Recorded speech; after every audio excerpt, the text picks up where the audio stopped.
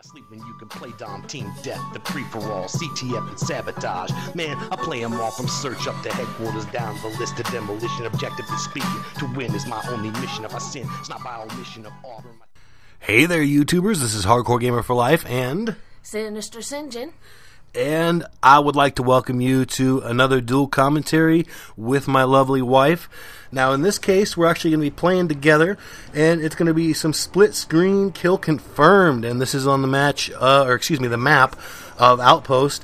Now, I'm going to start off here, and basically my plan in this match was just kind of to earn my Blind Eye Pro. I wasn't really trying to get a whole bunch of kills or anything. I just wanted to lay down in this corner, as you'll see, and wait for the enemy to work up some kill streaks, get some UAVs flying in the air, get some air support up, and just shoot that stuff down as it came up. But as it turned out, Fate had other plans for us this match, and obviously it was a spoiler in the title. Sin ends up going flawless in split screen, man. 26-0, impressive, baby. I haven't got a flawless yet. Thanks, baby. I credit it somewhat to listening to a lot of your commentaries on the camping and kind of tried to integrate a lot of your advice into my gameplay on this particular match. Yeah, you played quite defensively, but at the same time, I don't see any personal problem with that. Some people have a problem with defensive gameplay. I think we all have a problem with it when we get killed by it over and over again. But it's also about the most effective way to play, especially if you're not some super uber beast with a 50 megabyte per second connection. Defensive play is the way to go if you want to turn out a good performance game after game after game. And I can't highly stress that enough. As much as I like to rush, don't get me wrong, I like to rush out there and go crazy and go out there and get those kills and run after them. If I'm using an SMG class or even a shotgun class in the older games, shotguns suck on this game, but I'm actually, maybe next Prestige, going to try and work up to extended mags because, I've learned about basically the little glitch or whatever they've done to shotgun. I mean, it's not a glitch. Infinity Ward does this to weapons. It's a well-known fact. They do little secret things like, for example, extended mags on shotguns give you 50% more pellets. And, it kind of addresses the basically totally crappy nerf they did on shotguns before they put this game out. With the extended mags and with also the range on shotguns, I gather that are actually quite decent in this game. Once you've actually unlocked all those things, of course, getting a weapon up to that level is just kind of ridiculous. Did you have something you wanted to say here, Cynthia? About this time in the match, David started coming up and helping me hold this little area. Our whole team had stuck up in this area pretty well, probably because they were spawning on me. But Dave stepped up here, and about this time I was like, hey, I'm on a 10 streak. And Dave all looks at his scoreboard, and he's like, you are on a 17 streak. And I was like, what? Because something just popped up on my screen there. But that was the kills that I'd gotten with my gun, not what had counted with my air support and my Predator missile. Right, because you'd gotten your crab meat challenge where you kill 10 enemies in a row without dying, and so you assumed, okay, I'm on a 10 streak. Yeah. But she didn't realize that only your gun kills count towards that. At that point, I'm starting to realize, and you'll see me do some crazy stick my face in a corner a couple times, pull out my Stinger missile at the most inopportune times kind of stuff, because I'm kind of watching her screen half the time after the point that I learned she's, going flawless. And, honestly, I was a little more nervous about it than she was. At that point, I just kind of headed over to her spot, and, I just tried to offer my assistance and basically take any bullets in the side of the face that would avoid her taking any, and keep her flawless game going, because I was actually probably more excited about that at the time than she was. She was pretty well focused, I noticed. Like at the end of the game too, I was like, wow, you just got a flawless 26-0. She's like, I did? But yeah, I mean, that's the kind of attitude you want to cultivate if you're trying to go flawless, is not to be that concerned about the flawless and more to be thinking about your current situation, the game that you're playing, and if you start thinking to the point, oh shoot, I'm going flawless, I want to keep this streak, that's the exact point you're going to get shot in the side of the head most times.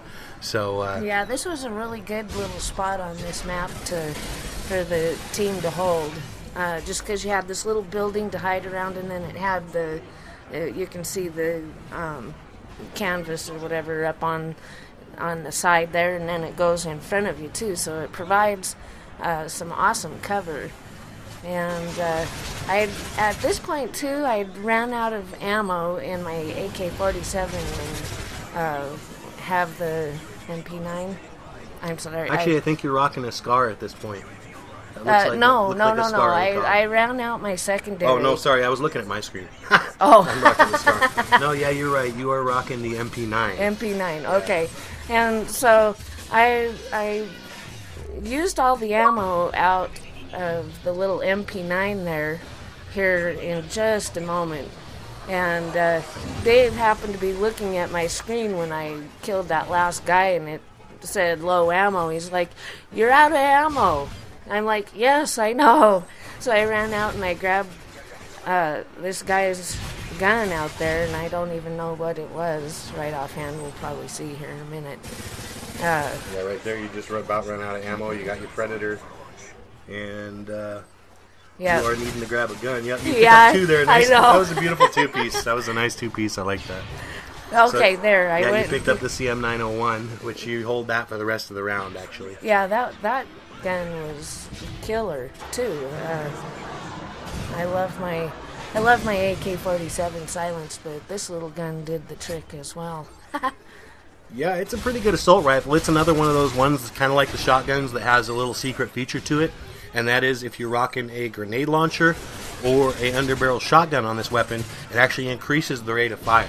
Whereas it's kind of a heavy damage gun with a slow rate of fire, but then you get the heavy damage and the fast rate of fire if you use the grenade launcher or the shotgun. So to those of you that might not know about that yet, I'm sure most people do. But yeah, a little quick tip for you guys. So at this point, it's getting pretty well on into the gameplay, and you're just still playing so carefully, Sin. I'm loving watching you here. You're just patrolling your area. That's all you're doing. You're not like jumping and sticking your head out there, and I'm kind of like telling you the whole time, like, you got a flawless, baby. Do not stick your head out. Just be careful. Play it cool. I know, and I wish. Well, no, I guess I shouldn't say I wish, but that did start making me a little nervous at the end there. I'm normally the person that likes to run and gun. I'm the rusher. All out. All out, yes, indeed. So this was definitely a new approach for me, and I really had a lot of fun camping back here, although I kind of felt bad. They kept running right up for me, and it was like I couldn't miss when they were getting close. If they're that dumb to keep running in when they're getting killed left and right, then they got it coming. That's the way I even feel about myself when I'm doing that. I know, if I've run in and a guy's killed me 4 or 5 times in a row, that's not his fault. That's my fault. That's on me. I either could have approached it a little more carefully the subsequent times instead of running in there with like a chicken with my head cut off, or I could have just said to heck with it. He can camp there all he wants. He's not killing me from there, and I just not go there. Don't go there. But yeah, yeah, and it's kind of funny too. Before this match ever took place, Dave and I were signing in our names and stuff, and I was like, man, I just have been doing so crappy lately. And he says, oh, you just watch. We're going to have a great game. And this was our first game. We didn't even warm up or anything before we headed into this one. And so I thought that was kind of cool as well. Yeah, I was rocking the ACOG and the baby monitor, the heartbeat sensor, just because I was trying to get points for this gun. Honestly, if I having my druthers, I would definitely run just the SCAR silenced all day long, because that's by far my favorite setup for the SCAR. But just trying to get the points for the challenges. So anyways, guys, this has been Hardcore Gamer for Life and Sinister Sinjin. And we'd like to thank you for joining us with this dual commentary. 26-0, baby. Awesome job. And as always, please rate, comment, subscribe if you like what you see. And this is Hardcore and Sinister signing out. Peace out.